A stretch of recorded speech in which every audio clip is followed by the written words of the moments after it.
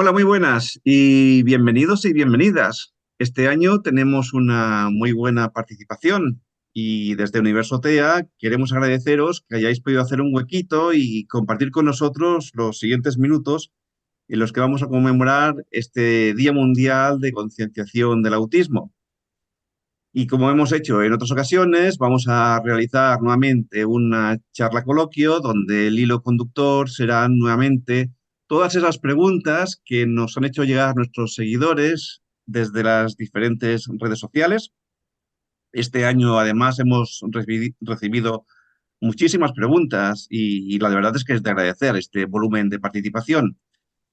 Pero claro, por desgracia, como tenemos tantas preguntas, no tendrán cabidas todas ellas no van a tener cabida en este debate. Pero bueno, a ver, que siempre podemos hacer otra edición, digo yo, incluso sin tener que esperar al año que viene, ¿no? Pero bueno, eso ya lo iremos viendo. Pero vamos a empezar por el principio. Lo primero que vamos a hacer es presentarnos y en otras ocasiones era yo el que presentaba, pero bueno, pues esta vez os voy a pedir que os presentéis vosotras. Entonces, podemos comenzar, por ejemplo, pues Sandra, comenzamos por ti. Buenos días, buenas tardes. Muchas Hola, gracias por estar con nosotros. no, un gusto. A ver, ¿por qué estoy acá? Porque soy mamá de dos niños con autismo. Tenemos tres hijos y los dos más chicos de 10 y 7 años tienen diagnóstico de autismo. Un diagnóstico muy tardío y a pesar de que mi marido y yo somos del mundo de la salud, fue mucho más complicado, que eso puede ser tema para otro debate. Y nada, felices de cooperar y hacer lo que esté a nuestro alcance para visualizar lo que significa el trastorno del espectro autista. Eso. Muchas gracias. Muchas gracias. Mireia, ¿te puedes presentar? Buenas tardes, buenas noches. Gracias por estar con nosotros. Buenas noches, buenas tardes, en este caso. Gracias por la invitación. Para mí es muy importante, digamos, poder hacer hablar en primera persona sobre lo que es la condición, digamos, de autismo. Y yo tengo una familia bastante en todo el espectro. Tengo varios hijos diagnosticados, yo tengo el diagnóstico, soy psicóloga y trabajo con personas con autismo, entonces tengo todo el completo, eso. Entonces, espero realmente poder dar mi aporte para crear conciencia y para crear cultura sobre todo lo que es el autismo. Gracias. Perfecto. Lorena, te vamos a pedir que te presentes. Gracias por estar con nosotros. Estás en mute, por cierto. Sí, ya. Hola, ¿cómo están? ¿Cómo les va? Mi nombre es Lorena Porras, soy profesional en psicología. Tengo pues una experiencia un poco amplia con relación al trabajo en instituciones educativas o en colegios aquí en Colombia, sumado a unos procesos sociales, dado que pues ese ha sido como un poco el enfoque profesional que he tenido y pues es una experiencia, no puedo decirlo que muy amplia, pero sí en casos exitosos con relación al TEA.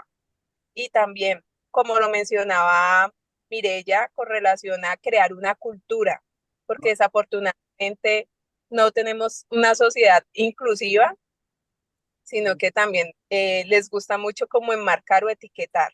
Y pienso de que estas personas son maravillosas y que nosotros obviamente tenemos que acogerlos con mucho amor. Totalmente de acuerdo. Juliet, ¿qué tal? ¿Cómo estás? Hola, hola a todos, buenas tardes y buenas noches a los que estamos acá. Mi nombre es Juliet Cardoso, soy logopeda. Eh, bueno, soy apasionada del tema del TEA, me gusta mucho. Constantemente estoy indagando sobre cuáles son las mejores estrategias para abordarlo y quiero facilitar ese proceso de crear conciencia y poder tejer redes sociales a nivel de diferentes lugares, no solamente aquí en Barcelona, sino que es una problemática a nivel mundial y podamos unir esfuerzos y hacerlo visible, que lo que para muchas familias genera una gran dificultad, pues empiece a ser un poco más latente y los profesionales también nos toquemos más en esta área y podamos hacer acciones más eficaces.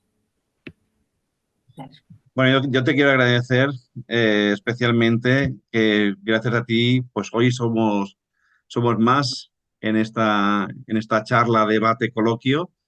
Y nada, que pronto vamos a invitarte también a que formes parte de Universotea. Pero vamos a seguir ahora Gracias a con ustedes. Patricia. Seguimos con Patricia. ¿Qué tal? ¿Cómo estás? ¿Qué tal? Buenas tardes desde acá de Argentina y bueno, para ustedes buenas noches. Yo soy Patricia Iglesias. Siempre digo que bueno, ahora me toca ser presidente de la Asociación Asperger Argentina, pero desde hace muchos años me tocó ser mamá. Fui mamá desde el año 1999 y mamá dentro del espectro autista desde que tomé conciencia del diagnóstico en el 2007. Tengo 2 hijos diagnosticados con Asperger en su momento, el varón de 24 años y mi hija de 21 que fue diagnosticada en su momento con autismo. Muy bien. Pilar, ¿qué tal? ¿Cómo estás? Hola, ¿qué tal? Pues yo soy Pilar Correas, soy fisioterapeuta, soy osteópata y acupuntora y soy compañera también de Juliette en Biosalud, que lo fundamos hace 4 años. Y bueno, yo llevo más de 15 años trabajando con niños, no todos con TEA, pero sí muchos, desde la terapia manual y desde la estimulación. Y bueno, me ha interesado mucho este tema porque lo he vivido de cerca con mi sobrino, al cual quiero mucho. Y bueno, es un tema que siempre me ha apasionado, puesto que lo he vivido pues, de cerca y también con mis pacientes. Y bueno, desde la terapia manual hemos intentado también pues trabajar un poquito este aspecto y bueno, y tenemos muchos papis que confían pues esto desde la fisioterapia y la osteopatía, trabajar a estos peques y ya no tan peques con TEA. Y bueno, me invitó Juliette y yo me apunto siempre a todo lo que pueda, así que aquí estoy. Perfecto, pues muchas gracias. Y finalmente, Tatiana, pues, ¿nos puedes escuchar, Tatiana? Parece que tiene algún problema. Bueno, si después puedes conectarte, pues te presentas y continuamos igualmente. Pero vamos a empezar ya con esas preguntas, como comentaba antes, con las preguntas que nos han hecho llegar nuestros suscriptores. Y la primera de todas, lo primero que nos han preguntado es, entiendo que hace referencia a un niño pequeño, es ¿cómo hacer para que deje el pañal? Si alguien la quiere responder.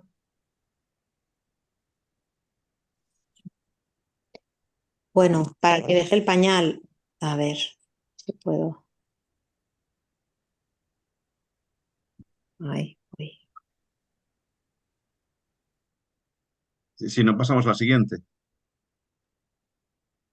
A ver, para dejar el pañal existen varios libros, o al menos en España, que te pueden ayudar mediante cuentos, mediante imágenes, ¿no? A este proceso que ya de por sí es bastante complicado, ¿no? Entonces yo me apoyaría en algunos libros o imágenes para acompañarlo, si es posible, vayan, dependiendo de...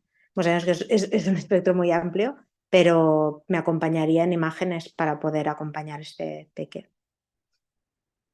Sí, hay protocolos, digamos, justamente para poder ayudar a los niños a dejar el uso del pañal, usando, como decía antes, ¿no?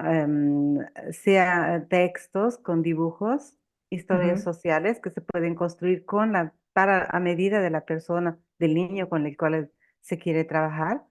Y también usando técnicas de refuerzo para los momentos donde el niño logra, digamos, usar el baño en modo correcto, ¿no? Usar, no sé, el inodoro, con el reductor. Tomar toda una serie de medidas, digamos, para ayudar al niño. Es posible y, digamos, en todo caso, les puedo enviar algún material si me escriben en la chat o mediante la email, porque es más fácil si lo ven y se hacen una idea, digamos, que solo con el hablar, creo. Podemos pensar que si como este vídeo se va a subir a YouTube, pues se estará ahora viendo seguramente en YouTube, pues si alguien quiere hacer algún comentario, pues supongo que Claro. en los propios comentarios de YouTube, a partir de ahí, pues a lo mejor pues ya O podrías. puedes colocar, Mireya, dentro del mismo chat tu email, y entonces así también podemos tener contacto para que nos Claro des que sí. información. Sí. Adicionar a lo que ha dicho Pilar y Mireya, yo creo que es muy importante un abordaje sensorial, porque creo que el primer clic es poder que entienda qué es lo que está pasando. Digamos que el clic del asunto es que realmente entienda que debe de quitarse el pañal, de que no es un contexto en el que debe permanecer con él, que esto es como lo que es la tarea más difícil de lograr. Y para esto apoyarnos mucho desde la parte sensorial con el tema de las imágenes. Lo que yo sugiero es siempre trabajar sobre imágenes reales, fotografías reales en contextos naturales, y que el niño pueda identificar qué es lo que ocurre. Entonces muchas veces ya ha identificado los elementos del baño, y lo que queremos ahora luego es que identifique cuál es la función que voy a ejecutar, hacerlo a través de reforzadores tanto táctiles como verbales, y apoyándonos en sí, tipo lo que nos dice el texto del pictograma, pero favorecerlo más en lo concreto. Entonces, la foto de sí mismo, qué ocurre en la secuencia, y poder un poco direccionar el proceso.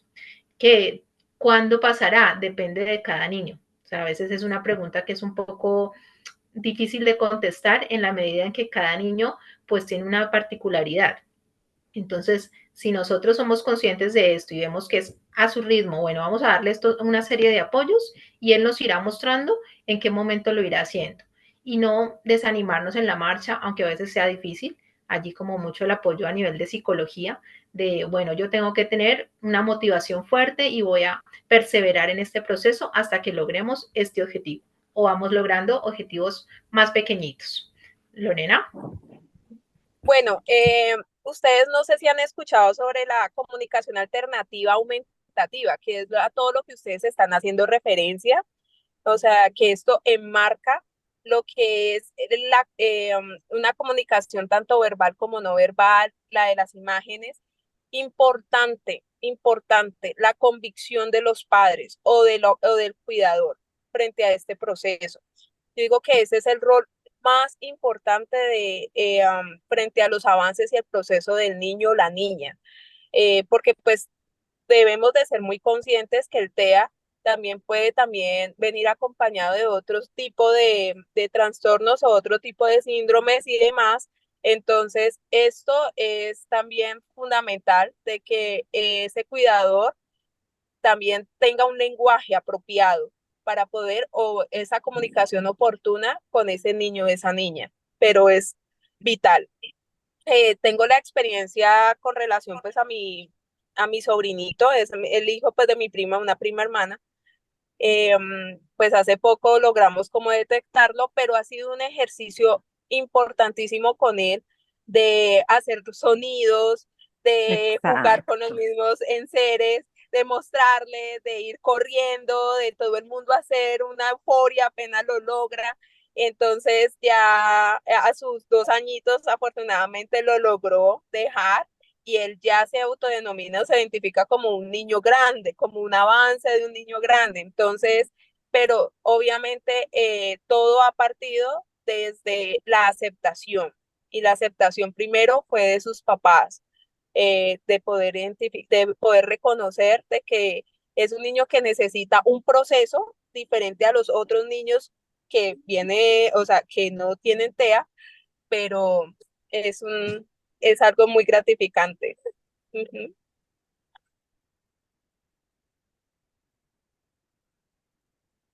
Sí, y Pues, digamos, seguramente un aspecto importantísimo que refuerza lo que decía anteriormente Lorena es el hecho de compartir entre todas las personas que están alrededor del niño y generalizar estos aprendimientos, este método, los refuerzos y demás, para que el niño sienta que todos alrededor suyo tienen el mismo lenguaje. Eso facilita mucho para el éxito del proceso.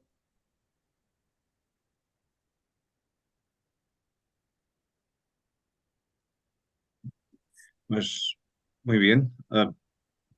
Mm, que dice, pasemos a la siguiente pregunta. Yo creo que esta se ha abordado con bastante detalle.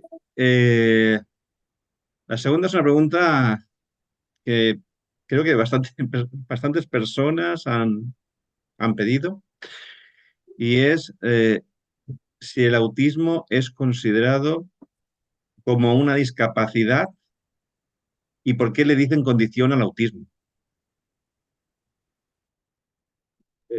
Quizás Patricia, puedes comentar tu punto de vista. Sí, perfecto. Bueno, desde la Asociación Asperger Argentina, nosotros propiciamos el entendimiento de que el autismo es una neurodiversidad, en la que existe una forma de procesamiento de la información diferente a la de cualquier neurotípico. Entonces, ¿por qué hablamos en el sentido de neurodiversidad? Nos fundamentamos principalmente en la Convención Internacional sobre Derechos de las Personas con Discapacidad, que ha abandonado el modelo médico en donde se determinaba si una persona era discapacitada por alguna afección personal. Entonces ahí hablábamos o de trastorno o hablábamos de una afectación del neurodesarrollo.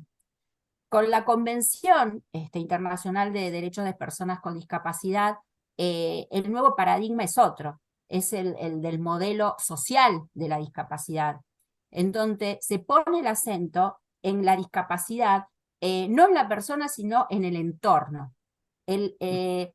Las limitaciones, las barreras que impone el entorno a la persona, eso es lo que determina si una persona es discapacitada o no.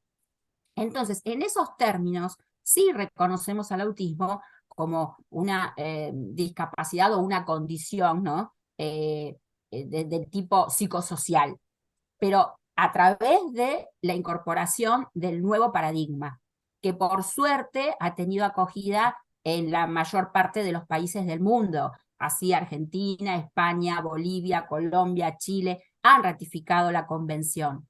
Y todos los ordenamientos jurídicos de los países que han ratificado la convención, hoy por hoy tienen que adecuar su ordenamiento jurídico a este nuevo paradigma.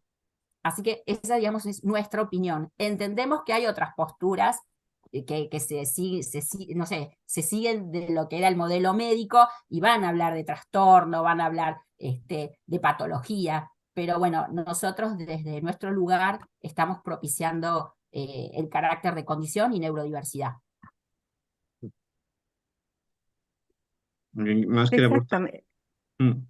Perdón, exactamente, las asociaciones, sea de padres que las asociaciones donde hay también personas diagnosticadas como portavoz, están apoyando este modelo.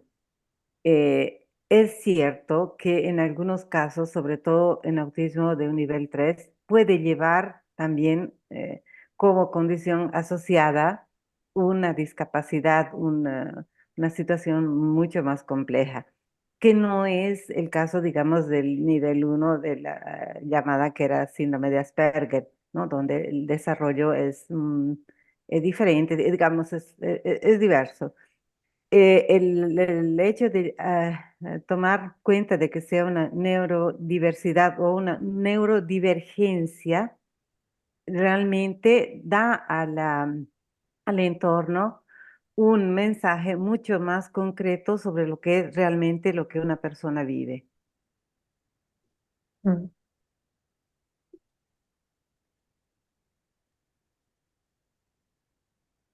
Una cosa más que Juliet.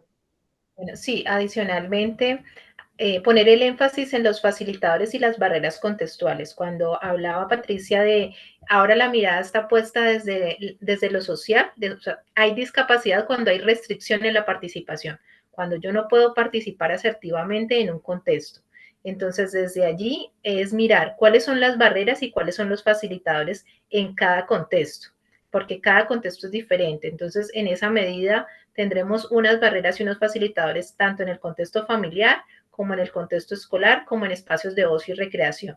Y para nosotros es muy importante poder identificarlo. Si lo tenemos identificado, será más fácil poder hacer planes de intervención o poder intervenir de manera más asertiva. Entonces, ya que nos quitamos de esa mirada de, digamos, de trastorno, de patología y lo vamos viendo como una neurodivergencia, pues ahora centrar la mirada en cuáles son los facilitadores y las barreras que el contexto me está permitiendo tener para que la persona pueda tener una participación más efectiva dentro de la sociedad.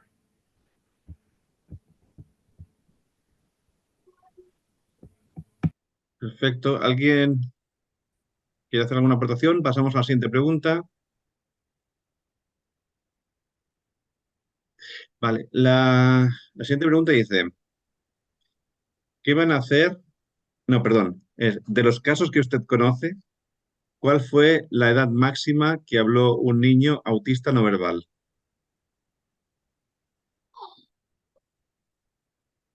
Y esta, igual Esa me Mireia. apunté yo. Sí, Digamos, he tenido experiencias muy importantes con niños que han aprendido a usar la comunicación verbal hasta 8 o 9 años, empezando a esa edad. En uno en particular me llamó mucho la atención porque yo usaba mucho imágenes y la palabra escrita abajo, y me daba cuenta que el niño sabía leer.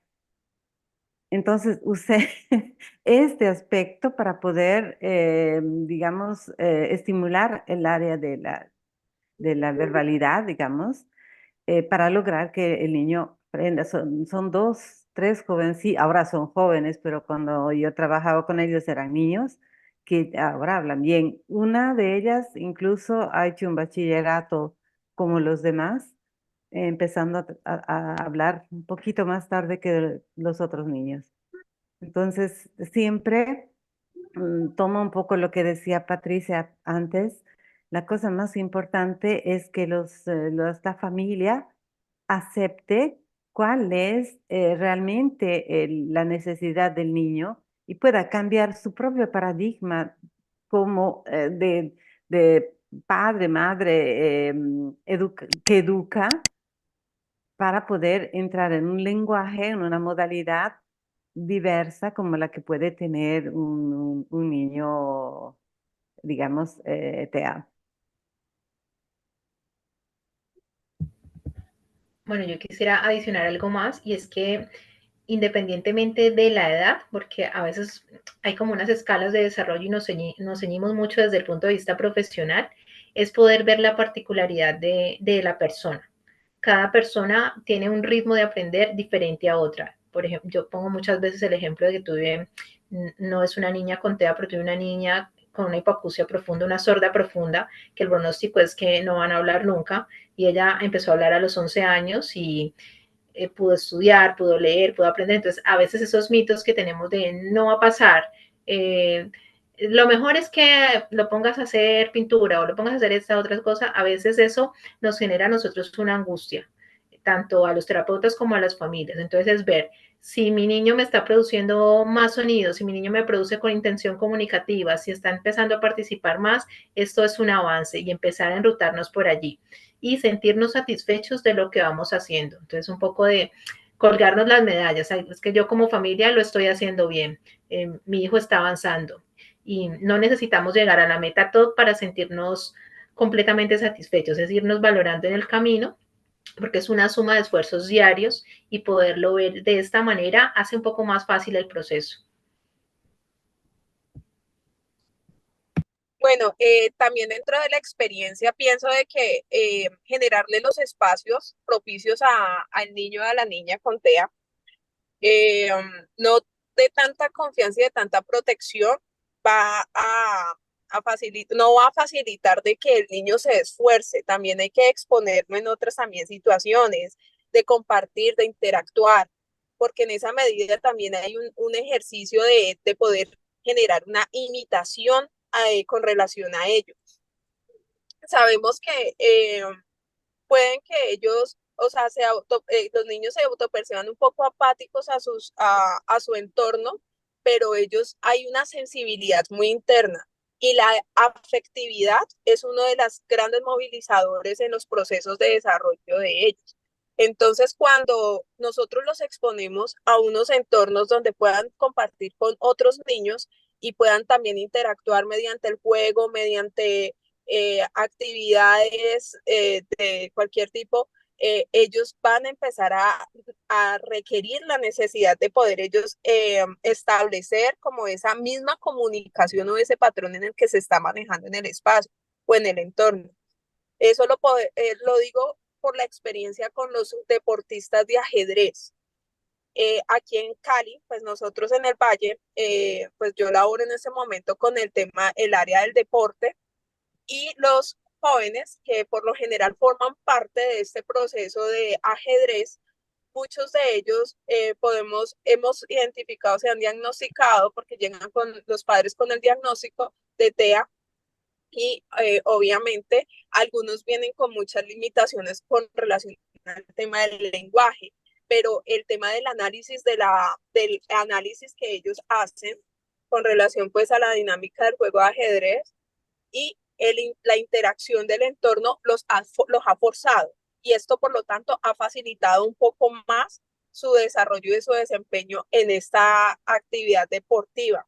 Entonces, e incluso tenemos allí chicos ya de 8, 9, 10 años e incluso que ellos tienen alguna dificultad de lenguaje. Le envié un corto video a Juliet, incluso pues ayer un ejercicio que estuvimos haciendo en un territorio, en un sector bastante vulnerable de aquí de Cali, donde ambos estaban haciendo como un juego de ajedrez, estaban en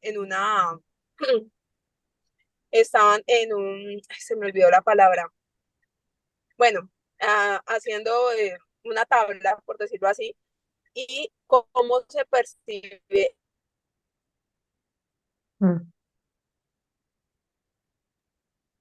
No se oye. Sí, parece que se ha... Se ha bloqueado, sí.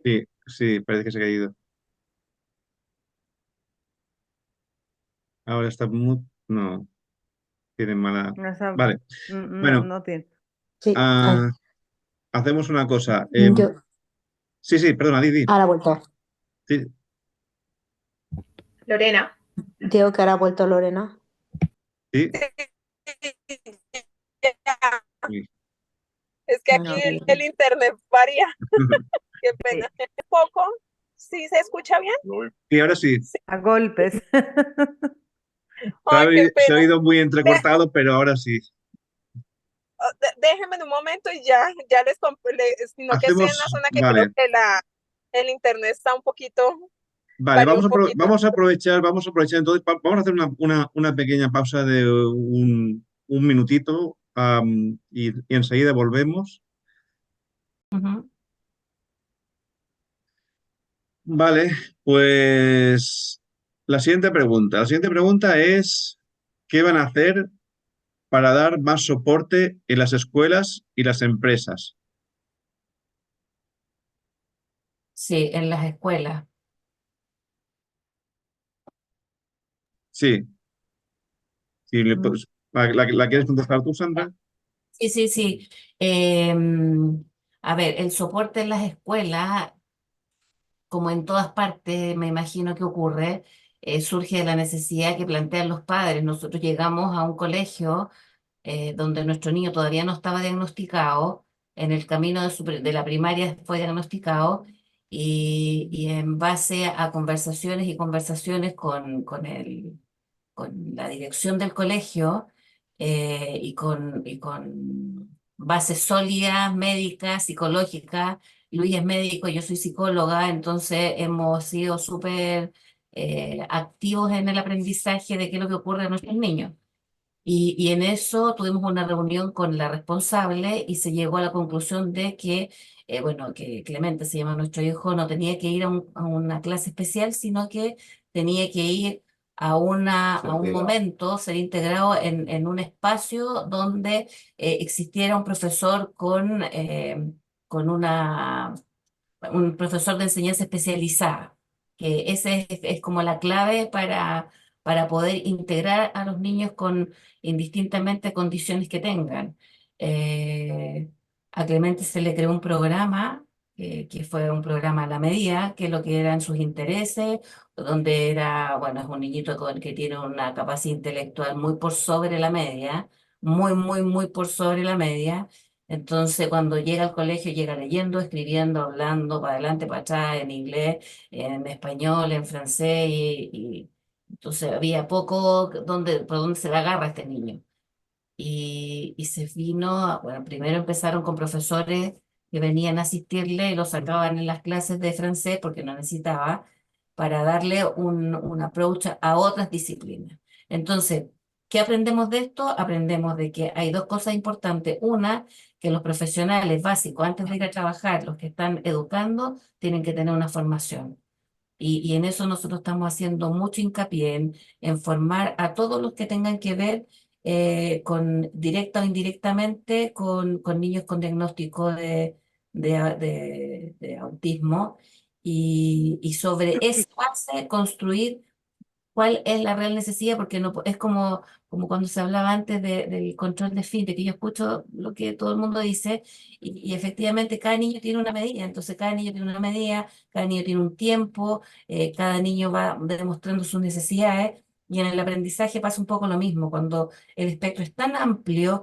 Hay un niño con TEA que no habla, que se ensimisma, y hay otro niño con TEA que habla mucho, que sabe mucho y que necesita más cosas.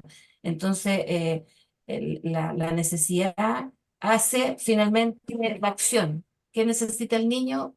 Actuemos.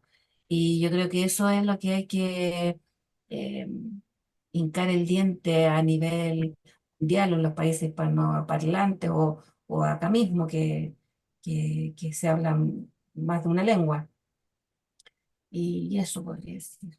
¿Tú quieres aportar? Sí, sí. Bueno, Bueno, eso es lo positivo que obtuvimos nosotros con nuestro segundo hijo, y efectivamente hay todo un dispositivo que se crea en el colegio, sobre todo gracias a la voluntad de la dirección, ¿m? De la dirección del colegio que quiso invertir en crear las condiciones para que él pudiera, en la práctica lo que ocurre con él es que pasa la mitad de su día en una clase de enseñanza especial en el mismo colegio, en que se le hace un programa especial para su nivel, y se le saca sobre todo de las clases que no necesita, porque en el fondo lo aprende él solo. Y la otra mitad la pasa con su curso, y participa en las actividades de su curso estándar, por así decirlo. Eh, y como decía, eso es lo positivo que nos ha tocado vivir.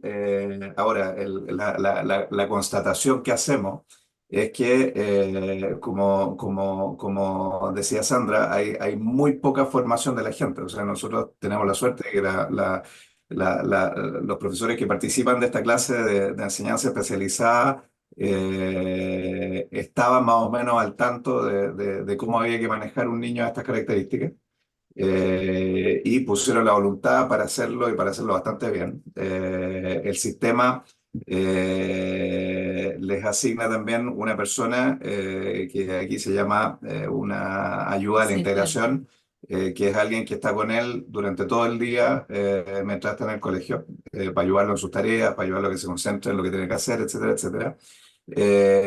La parte no tan positiva la vemos en la clase estándar. En la clase estándar los profesores no están para nada preparados para manejar niños de este tipo. Nos vemos en el colegio al principio nos veíamos cada 2 meses, ahora cada 3, 4 meses en reunión con todos los profesores que se ocupan y con todos los profesionales que se ocupan de él. para, para ponernos todos al tanto de la situación. Tuvimos que escuchar cosas horribles, ¿ah? Como de profesores que nos decían, pero este niño no entendemos qué hace en un colegio normal, ¿ah? Debería estar debería estar en un colegio especial. Y la verdad es que no se puede culpar a los profesores de tener esas reacciones. Lo que pasa es que no están preparados para enfrentarse a un niño que presenta nuevos desafíos. Y bueno, como decía Sandra, eso es lo que estamos, en eso es lo que estamos trabajando ahora. O sea, estamos trabajando ahora porque incluso en un país como este, nosotros vivimos en Suiza, que es un país que se supone que tiene medios, pero ni siquiera hay mucho conocimiento de la magnitud del problema desde el punto de vista político, porque nosotros lo consideramos un problema, pero para el sistema político un problema ni siquiera se sabe cuál es la incidencia real de TEA aquí en Suiza. Eh, entonces, algo tan básico que pudiera permitir generar las políticas que van a tomar tiempo en implementarse, porque no es porque yo me doy cuenta un día que necesito logopedia o necesito ergoterapia o necesito terapia ocupacional para X número de niños, que voy a sacar de un sombrero todos los profesionales que se van a encargar de eso. O sea, hay que generar políticas con tiempo para ir preparando el sistema, para ocuparse como le digo yo, una problemática no para nosotros que somos padres de estos niños, sino que una problemática que es realmente un problema desde el punto de vista político y que va a tardar todavía tiempo en resolverse.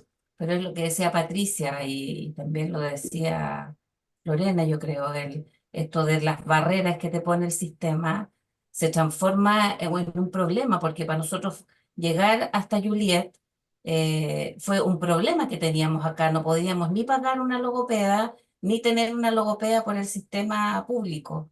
Entonces tuvimos que buscarnos a alguien que nos pudiera ayudar y afortunadamente coincidimos con ella. Pero efectivamente aquí hay una suerte de barreras olímpicas, siendo capital olímpica acá, de poder llegar a asistir a los niños en sus reales necesidades. Hay una especie de ceguera social de la que nos estamos ocupando ahora y lograr visualizarlo. Cuando Sandra dice no poder pagar, no es que no pudiéramos pagarlo de la perspectiva económica, es que no hay gente No hay en profesionales este cantón que privados. tiene 800.000 habitantes, no hay nadie que sea experto en TEA.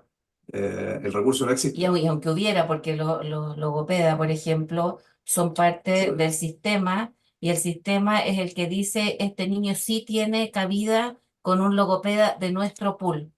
Todos los logopedas están dentro del sistema público, por decirlo, y los rige una suerte de ministerio y nadie puede verse, ni nadie puede ver a un niño, a un adulto o a alguien que lo necesite fuera de este mundo que ellos mismos han creado.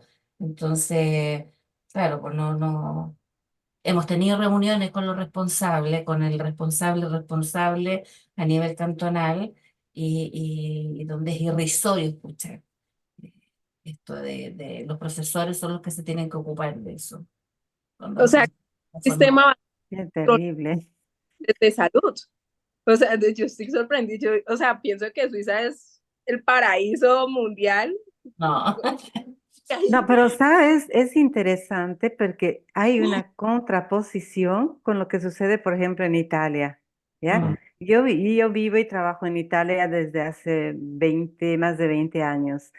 Y aquí, desde 1974, han sido abolidas los colegios especiales. Todos los niños, los jóvenes, todos están en los colegios normales, sí. regulares, y digamos, se está haciendo mucha formación a profesores especializados para que hagan profesores de apoyo, no tanto al niño que llega, sino al curso donde llega el niño, a la clase, para que Mm. puedan trabajar. y con las asociaciones. Y ahí se ha creado un reparto, una especie de ventanilla, digamos, de profesores formados en TEA que van a hacer formación en los colegios y se habla con los compañeros, en modo que se crea ¿cómo decir? Un espacio, una escuela que sea inclusiva. O sea, no es perfecto, ¿ya? Es siempre perfectible, en sentido que se trata de encontrar el sistema justo, porque tenemos que recordar, lo hemos dicho muchas veces, pero es importante para quien escuche luego, que cuando se conoce a una persona autística, se conoce a una persona. Si conoces a otro chico que tiene la misma condición, puede que tenga las necesidades opuestas. Entonces, en eso hay que ser muy puntuales y la fuerza de las asociaciones, sea de los padres que de las personas, es justamente eso, hacer en modo que el sistema cambie y pueda ser más asequible a las necesidades de nuestros muchachos y muchachas. También es muy importante poder articular las acciones con las distintas disciplinas. Entonces, si tenemos una mirada, una postura desde la cual intervenir, hacerlo visible ante las otras disciplinas para que puedan también empezar a trabajar desde ese mismo objetivo, porque a veces es como los maestros entran en un agobio, es como que no sé qué hacer, no se me ocurren más ideas, ¿qué puedo hacer ahora?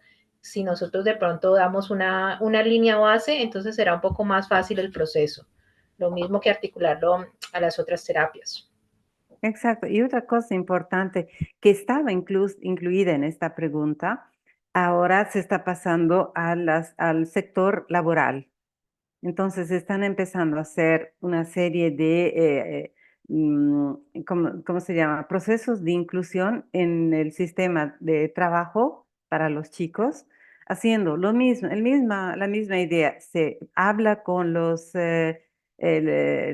empresas, los lugares donde se va a trabajar.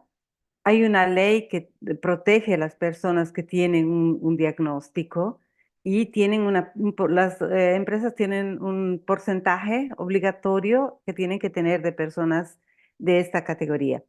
Entonces se han creado muchas personas que hacen de tutor del trabajo, entonces acompañan a la persona al lugar de trabajo para darle indicaciones también sensoriales, el sentido de que la luz sea correcta, que los ruidos, que pueda usar o menos algún tipo de protección si hay mucho ruido en el lugar de trabajo. Se está haciendo ese trabajo, digamos, actualmente, en los últimos años, en los últimos 5 años, se está trabajando sobre este ámbito que antes era un poquito descuidado porque no había mucha observación sobre esto.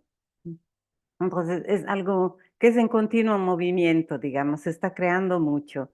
Yo creo que este modelo sería ideal poder exportarlo a más lugares para que pueda ser una especie de generalización, ¿no? Para todos.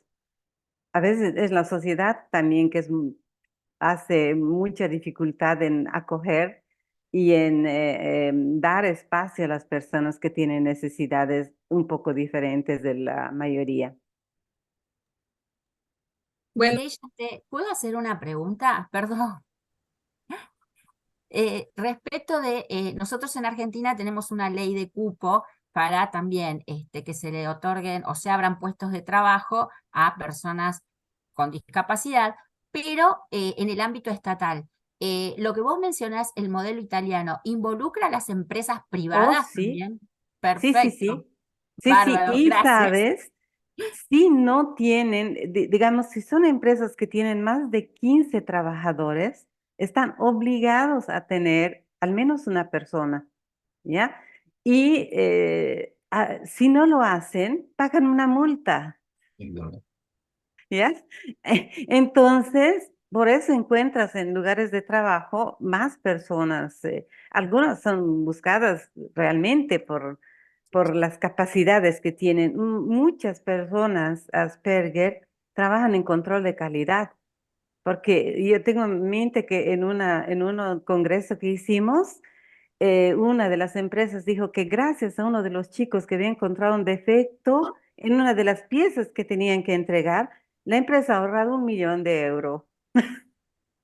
Entonces, sí se empieza, sabemos que nuestros chicos van, o sea, somos bastante, ¿no? Puntillosos y vamos con atención en el detalle. Entonces, si eso se vuelve un recurso, si se trabaja también para que los chicos esos aspectos puedan manejar mejor, las chicas igual, se les da una valencia mayor. Y hay algunas agencias ahora que están reclutando personas, todas personas diagnosticadas, para incluirlas en trabajos específicos.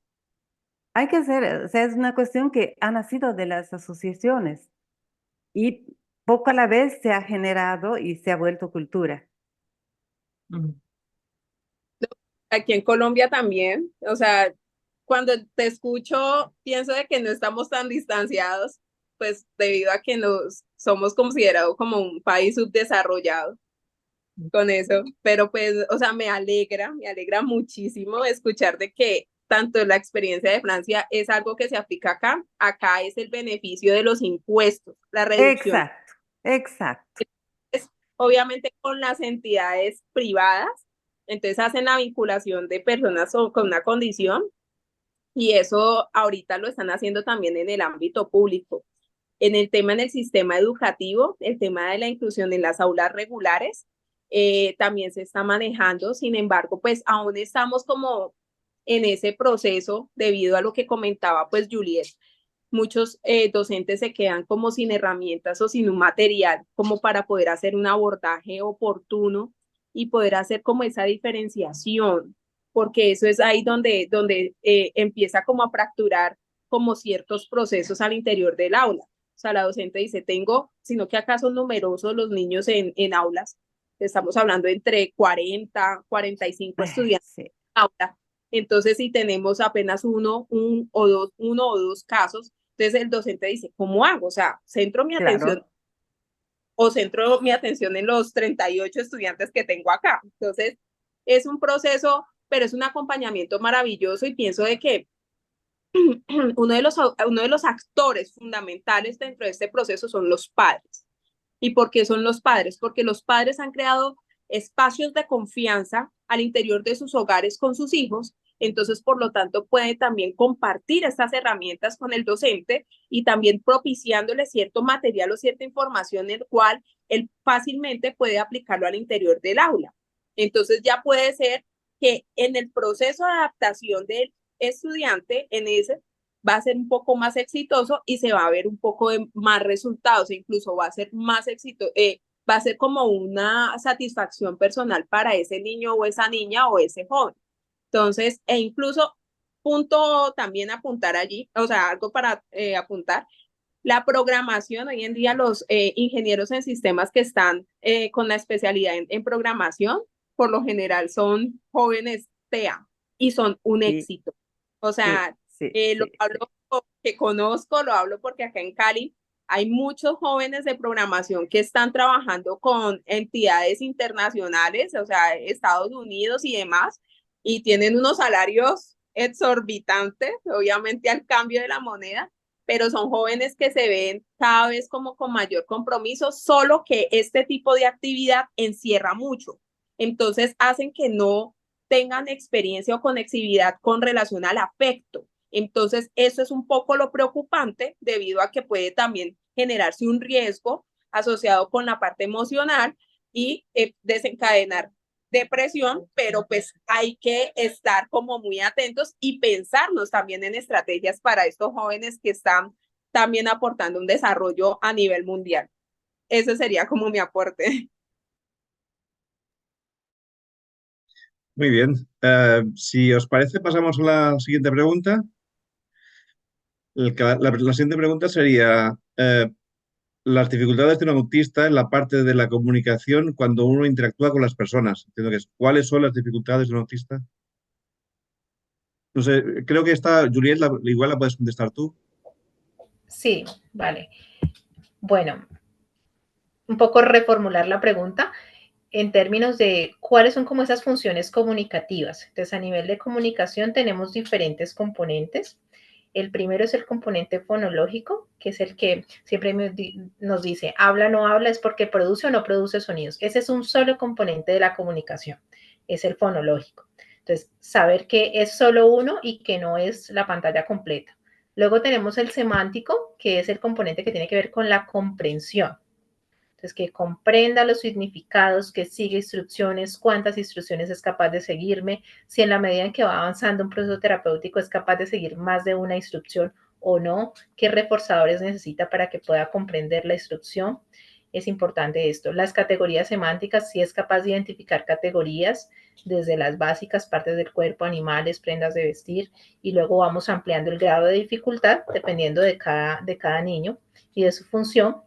Luego tenemos el componente morfosintáctico, que tiene que ver con la estructuración de las frases. Entonces, cuando ya tenemos producción de lenguaje, empezamos a trabajar la construcción de frases. Es posible que este proceso también tome un tiempo. Entonces, una vez empieza a ganar lenguaje oral, luego necesitaremos que estructure correctamente las frases y que su lenguaje sea coherente y cohesivo.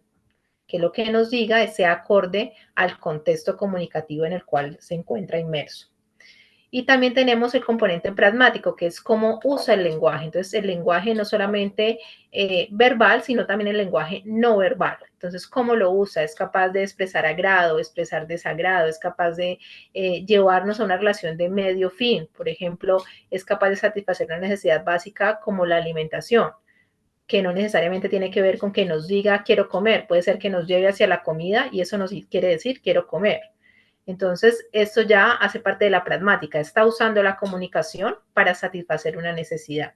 Y desde allí empezar a establecer las relaciones por cada sujeto. O sea, cada niño es diferente, pero entonces digamos que allí el aporte es entender que la comunicación no es solamente hablar, la comunicación implica una serie de componentes y sobre todos los componentes hay que trabajar, no solamente sobre el que nos emita o no sonido, sino también sobre la comprensión, sobre el que pueda participar en un contexto y que se sienta también cómodo, ¿no? Lo mencionaba mucho Lorena, el darle como ese confort y que realmente sea agradable, porque los procesos, como son procesos largos, pues tienen que ser también gratificantes, tanto para el niño como para las familias. Entonces, digamos que sería como, en términos generales, como resumir lo que es la comunicación y los diferentes componentes y quitarnos un poco de la cabeza que comunicar es simplemente producir sonidos, porque no es así. Y uno de los aspectos, yo trabajo mucho con grupos de mujeres, TEA, uno de los aspectos que puede resultar muy complejo es toda la capacidad, digamos, de la comprensión de lo que se viene, de la comunicación en cuanto a que se tiene una comunicación, una escucha muy literal. Entonces se sigue exactamente lo que viene, lo que te dicen.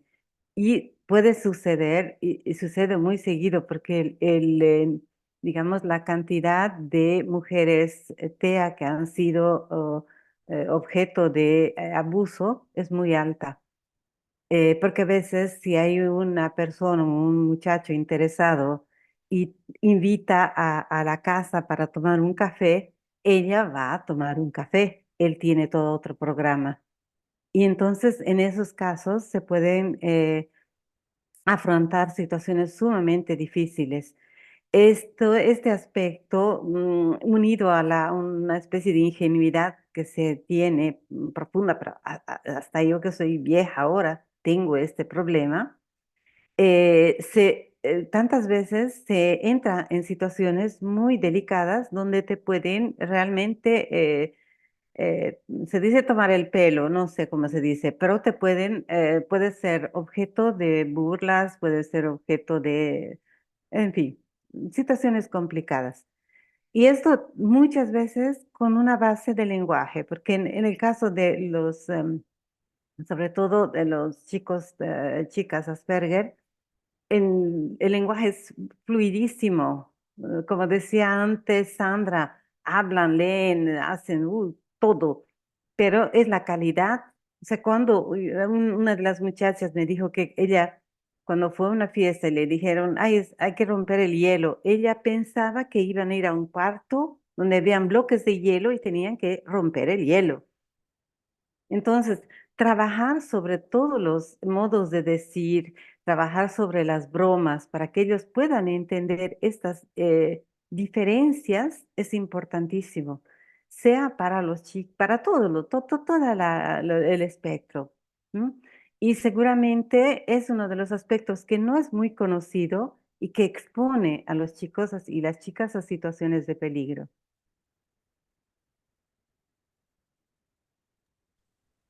Pues muy bien. Vamos a hacer una pequeña pausa de nuevo y volvemos enseguida.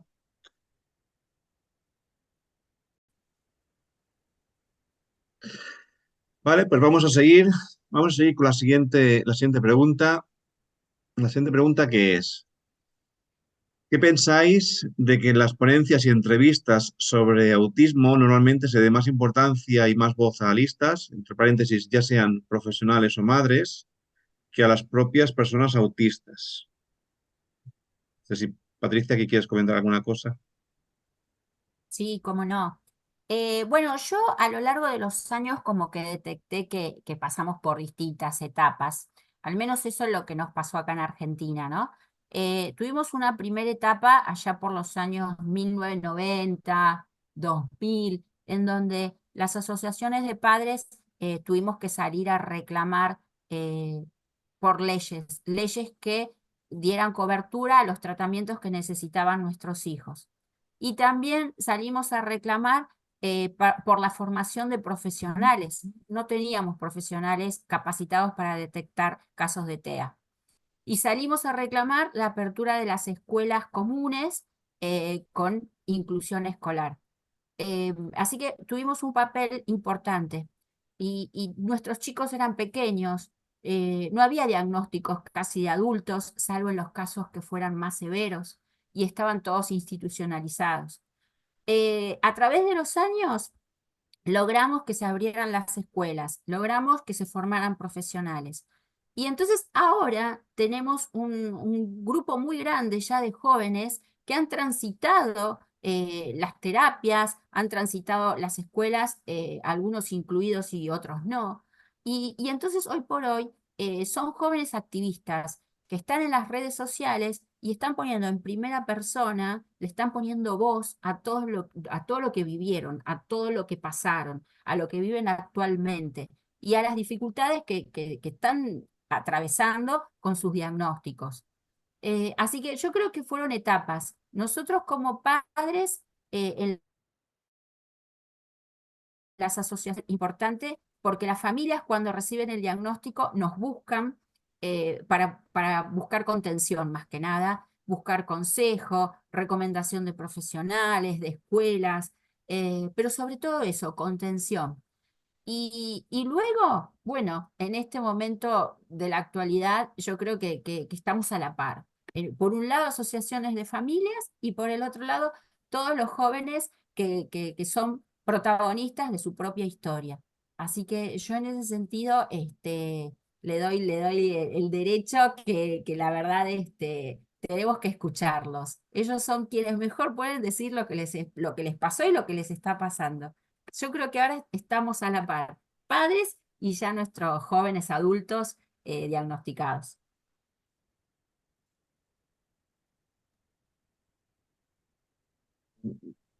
¿Alguna intervención más? O pasamos a la siguiente Mira, pregunta. ¿Mm? te saco solo una breve. Nosotros con la asociación, se llama Grupo Asperger Veneto, es parte de la Asociación General del Asperger Italiano. Y hacemos un evento que se llama ASPI Meeting, lo hemos tenido ayer, donde junto con los profesionales hablan las personas diagnosticadas de determinados argumentos. Y hemos visto que esto a quien escucha, familia o persona, da mucha más información que cualquier otro tipo de situación que se puede ser formativa. hemos visto que esto puede ser un modelo interesante. Eso, solo eso. Gracias. Muy bien. La siguiente pregunta es, ¿por qué creéis que hay psicólogos, psiquiatras que se aprovechan del síndrome del impostor o desesperación de la gente para cobrar cientos y cientos de euros por un diagnóstico? No sé si alguien la quiere preguntar, quiere hacer algún comentario sobre esta pregunta. Sandra, ¿estás en mute? Ahora, yo quiero comentar algo. La falta de formación hace que los profesionales cometamos muchos errores a la hora de atender. Eh, Desafortunadamente, además pasan hartas cosas y no solo pasa en el mundo de los psicólogos. Cuando empieza la búsqueda del diagnóstico, aparece una paleta de profesionales a las que hay que ir como ritual, ¿ah? Y claro, los papás siempre buscamos al que nos dicen que es el mejor. Y en ese camino, cuando como papás no nos enteramos de qué es lo que le ocurre a nuestros hijos o no entendemos un poquito más de lo que estamos recién intentando masticar, que es lo que nos dicen, cometemos errores. A nosotros nos pasó también, estando en el mundo de la salud, fuimos donde un neurólogo que se suponía que era el super top neurólogo y que salimos de ahí para decir nunca más volvemos.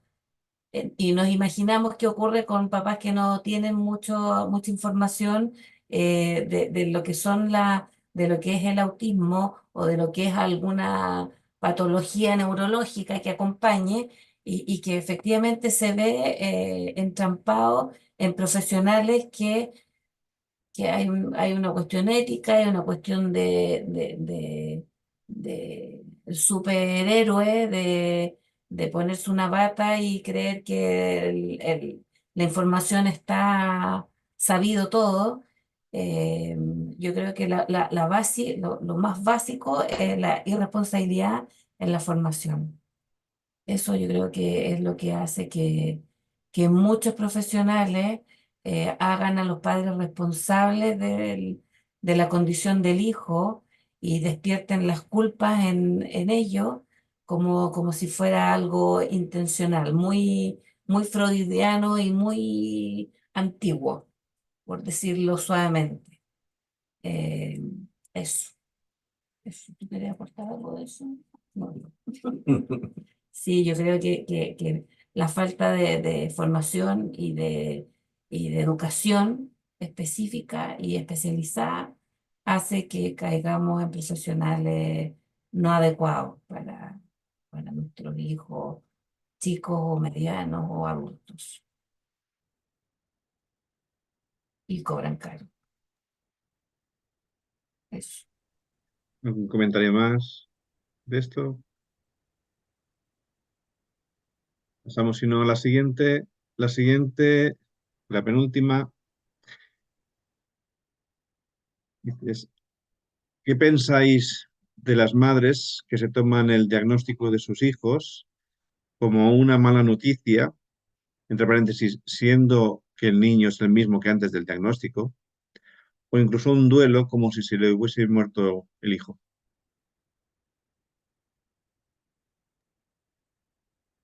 Bueno, si quieren yo les comparto un poquitito la visión que nosotros vemos. La asociación nuestra está desde hace 20 años. Y entonces, claro, a lo largo de todo este tiempo tenemos las vivencias de todas las familias que se han ido acercando. Y la realidad es que es común que veamos que en un primer momento hay un duelo en el sentido de recibir un diagnóstico que es inesperado, que nos toma a todos por ahí por sorpresa, eh, sobre todo en el caso del Asperger, que por ahí se evidencia como un neurodesarrollo típico y normal y de repente en determinado momento recibimos un diagnóstico y ahí vemos para atrás un conjunto de cositas que no cerraban, que no eran las habituales, pero que los papás por ahí las pasábamos por alto. Entonces, sí, en un primer momento se da esa situación de recibir un diagnóstico y que sea doloroso, por decirlo de alguna manera.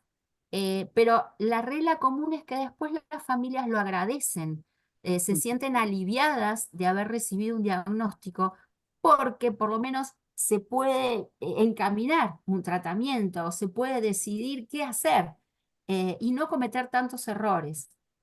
En el día de ayer tuvimos reunión de padres y justamente eran papás de chicos ya jóvenes adultos y siempre está en la cabeza de uno decir, uy, qué lástima no haberlo sabido antes porque un montón de errores no se hubiesen cometido. Exigencias que por ahí son comunes a todos los hermanos y al chico que tiene el diagnóstico se le exigía lo mismo y tal vez no había que haberle exigido lo mismo, había que haber recorrido otro camino, otra tolerancia, otra comprensión.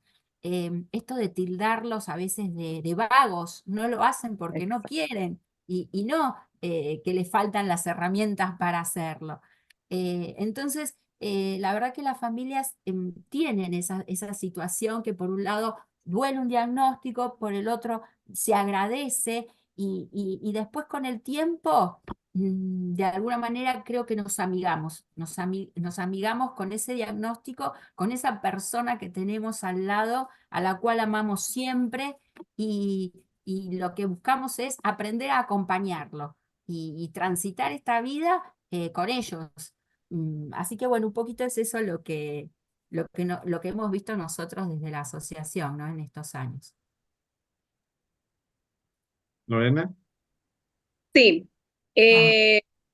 Ay, gracias Patricia, o sea, un proceso y una labor hermosa y maravillosa y yo sé que muchos aquí han realizado un proceso espectacular, pero primero, o sea, sabemos de pues que esta es una información que va a estar expuesta a esos papitos, a esas mamitas que tienen también muchos interrogantes al respecto. Y la gran invitación es buscar ayuda profesional con relación a eso. O sea, es el primer paso que se debe dar.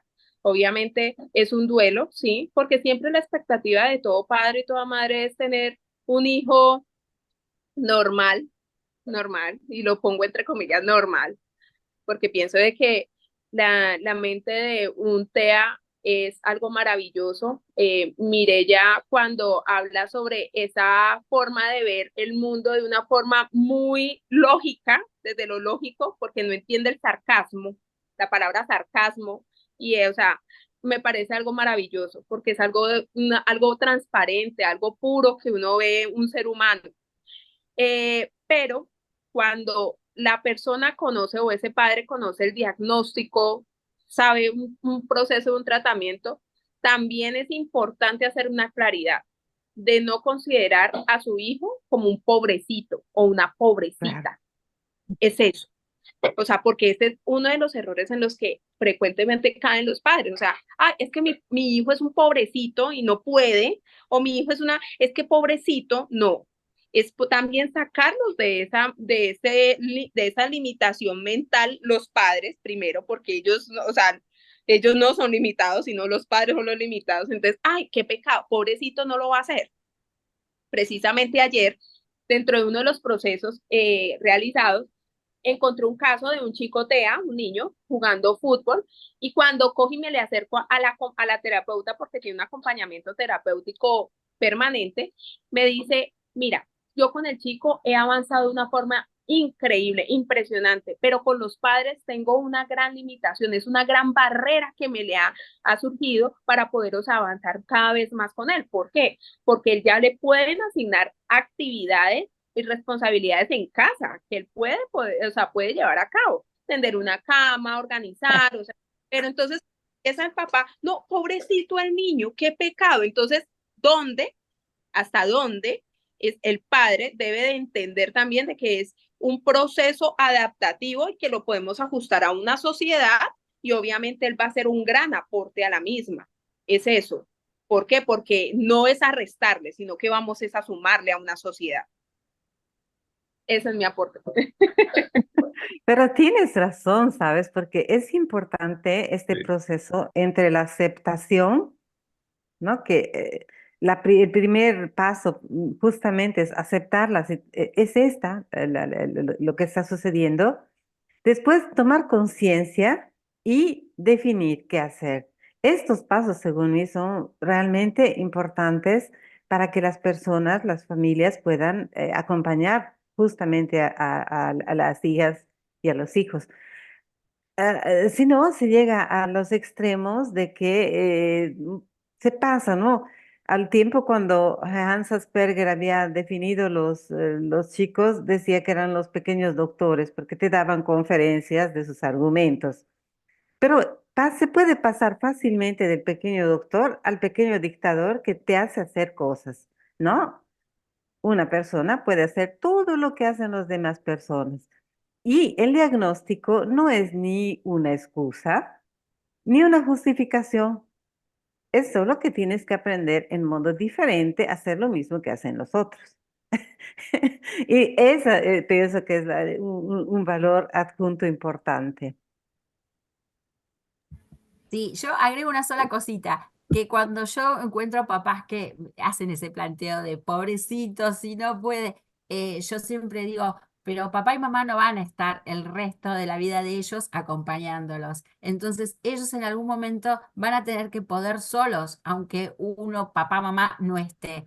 Entonces, ahí es como que hay que abrir los ojos y, exacto, dejar de lado el pobrecito y decir, bueno, vamos a trabajar para que pueda y dejarlos solos y que tengan una vida independiente. Porque es verdad que a veces a los papás nos cuesta, pero cuando pensamos en esos términos, es decir, yo no voy a estar el resto de la vida de él o de ella para acompañarlo, uno tiene que cambiar, ¿no es cierto?, la postura y reformular las Exacto. acciones.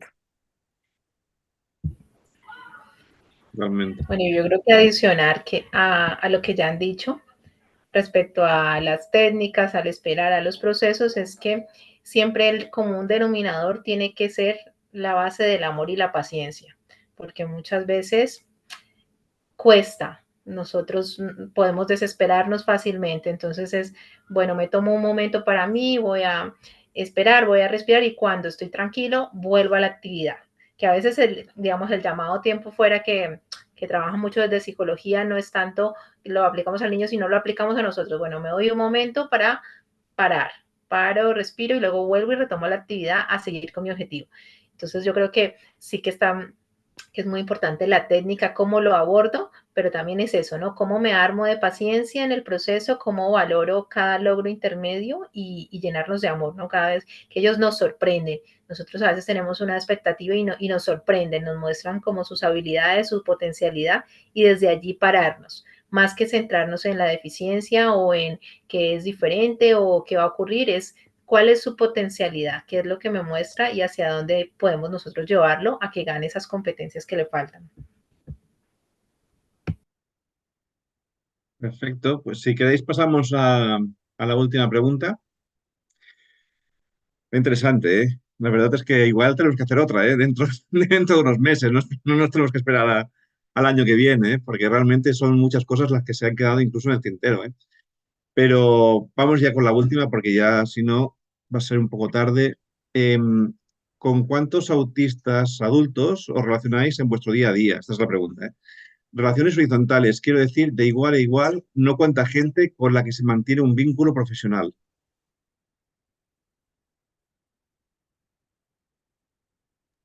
Mireia, igual querías tú comentar aquí. Yo tengo, digamos, es interesante porque lo que sucede con los jóvenes y las redes y los encuentros entre jóvenes, TEA, sucede con los adultos.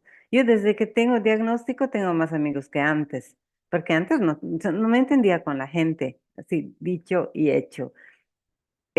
Ahora realmente tengo amigos, he hecho vacas por primera vez en mi vida. Yo soy casada, tengo una familia, etcétera, pero por primera vez en mi vida he hecho una vacación con amigas, las tres éramos diagnosticadas y la pasamos bomba por primera vez en mi vida a 52 años. ¿M?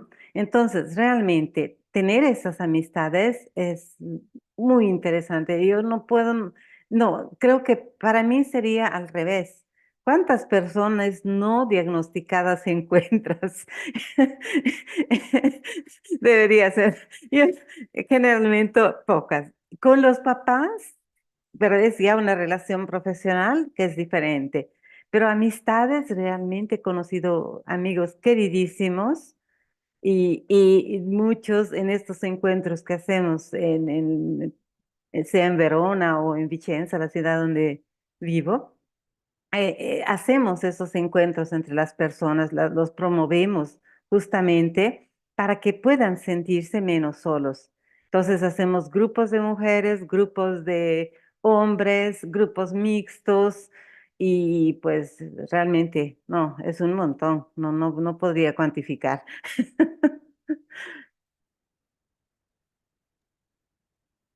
Disculpen, aparte que mi familia y son adultos todos. Bastante, Mirella, incluso pues observando, siempre nos hemos enfocado últimamente pues en poder detectarlo de un tiempo para acá, pero aquí en Colombia, y lo hablo específicamente, nos hemos enfocado en los jóvenes o en los niños, pero ya en el adulto con el diagnóstico no.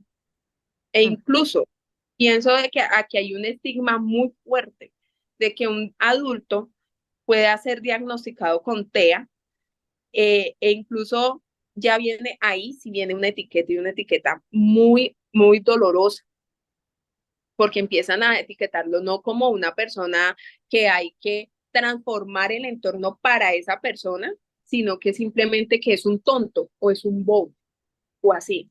Porque lo hablo desde la experiencia con una compañera de trabajo. Ella tiene un hijo con un diagnóstico múltiple, o sea, aparte de TEA, o tiene otro, y yo sé que ella lo tiene. O sea, porque o sea, hay muchos signos que van mostrando y van identificando, y no me he atrevido a decirle o sea, porque no, ella se acerca es a comentarme sobre el hijo, pero no, ella no me ha permitido poder como introducirme un poquito hacia un poco a su vida para poderla orientar. Pero entonces es ese temor de la etiqueta y lo que tú has hecho y lo que haces con tus amigas. Y yo sé que una persona ya adulta con TEA, llevar el ritmo de una familia, llevar un ritmo social, un ritmo profesional, es doblemente desgastante. O sea, genera mayor cansancio de lo normal que una persona puede del común que haga todo este tipo de actividades.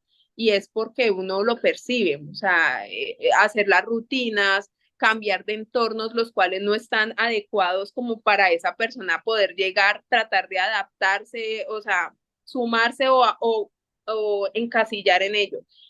Desafortunadamente acá ha sido un poco complejo y eso sí, ahí puedo hablar de que hay un poco de atraso. Mira, es cuestión de verdad de, en cierto sentido, lucha, ¿ya?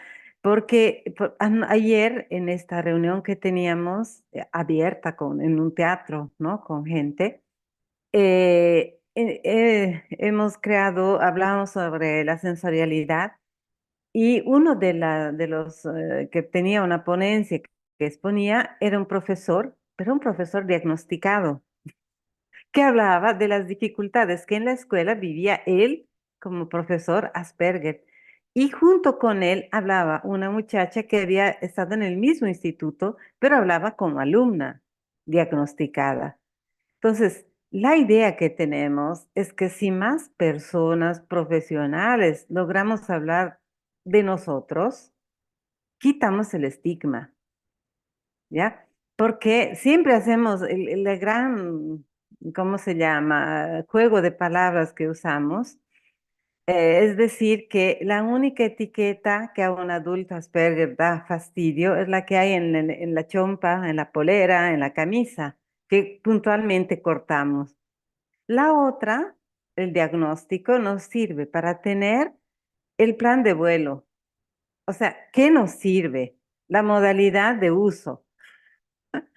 Y estamos luchando por eso, ¿ya? Y entonces, realmente hay más personas adultas, nos invitan. Yo fui al Cantón Ticino con las amigas hablar sobre el autismo femenino, que es más desconocido todavía.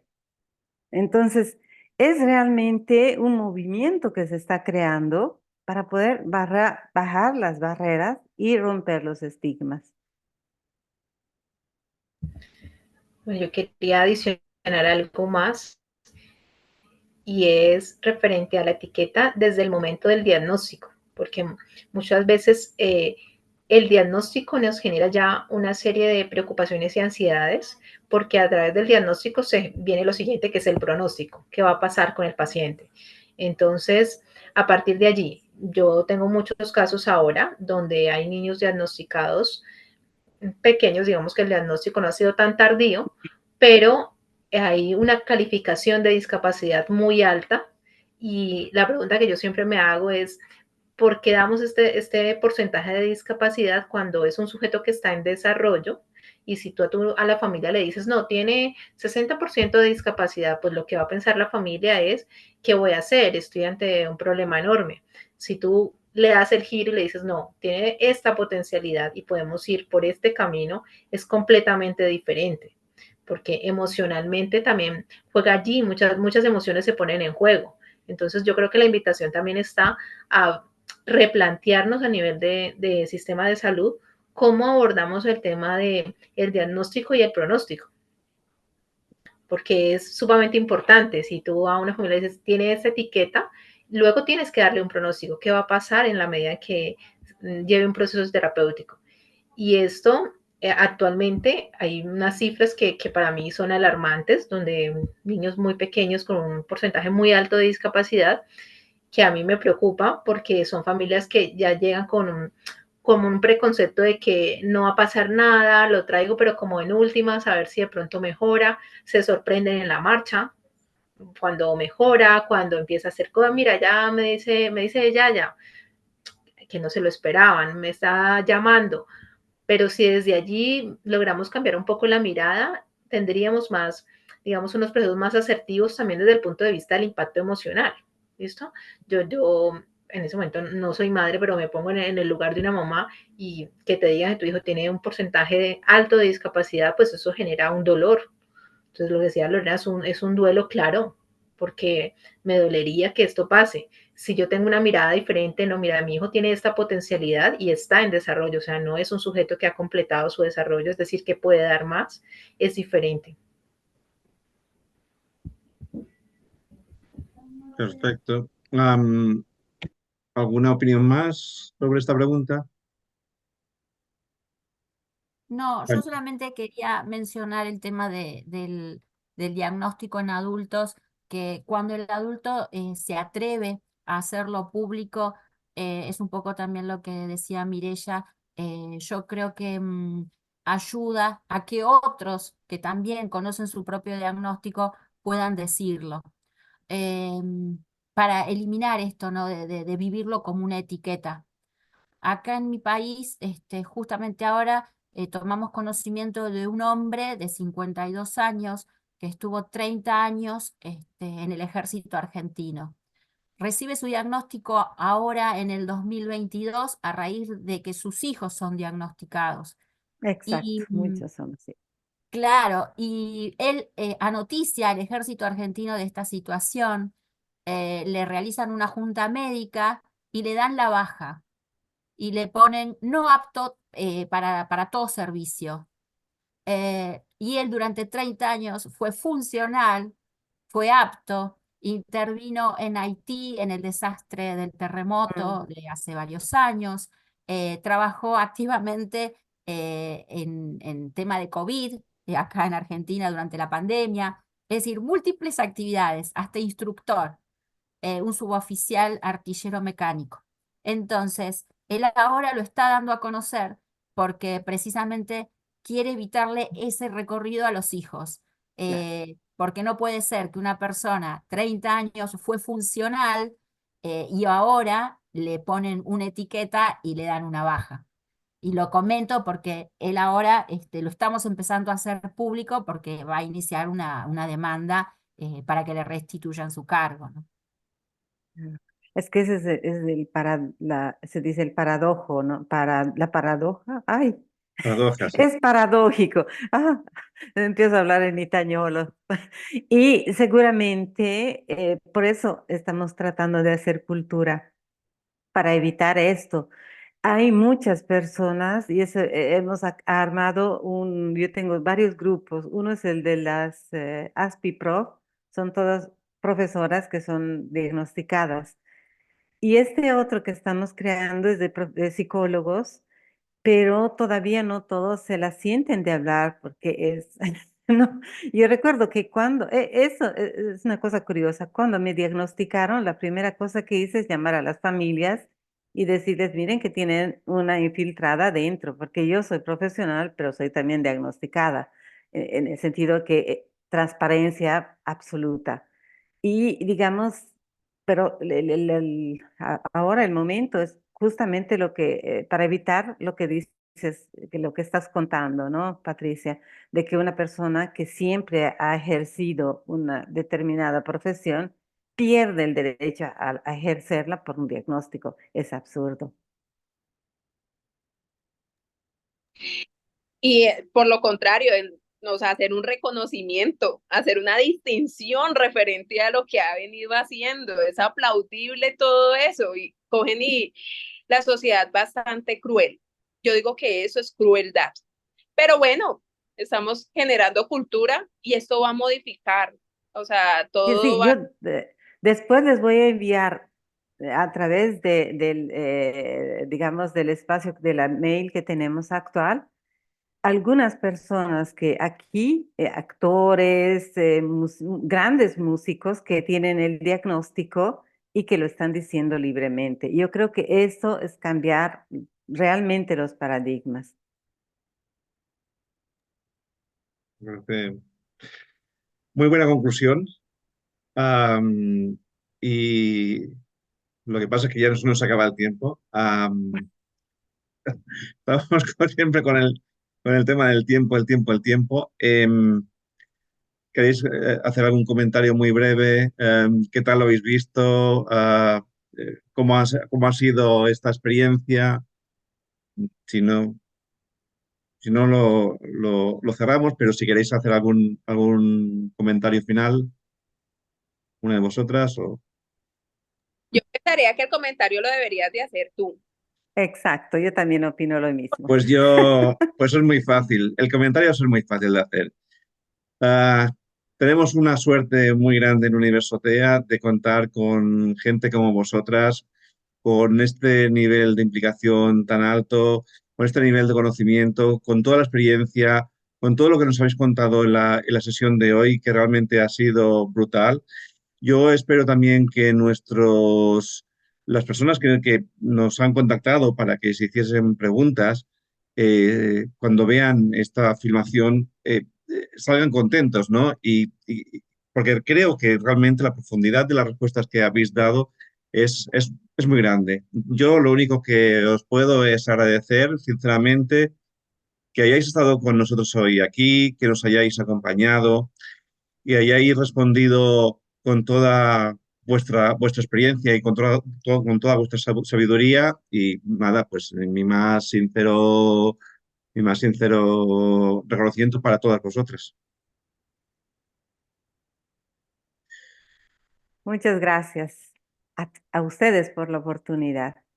Pues muchas gracias a todos y espero que nos veamos pues en otro debate que tengamos más adelante. Muchas gracias. Adiós. Gracias. Muchas Chao. gracias. Adiós. Gracias. Bueno, saludos Que- a Hasta todos, pronto. gracias. Gracias. Sí, hasta la próxima. Claro. Hasta la próxima. Hasta luego.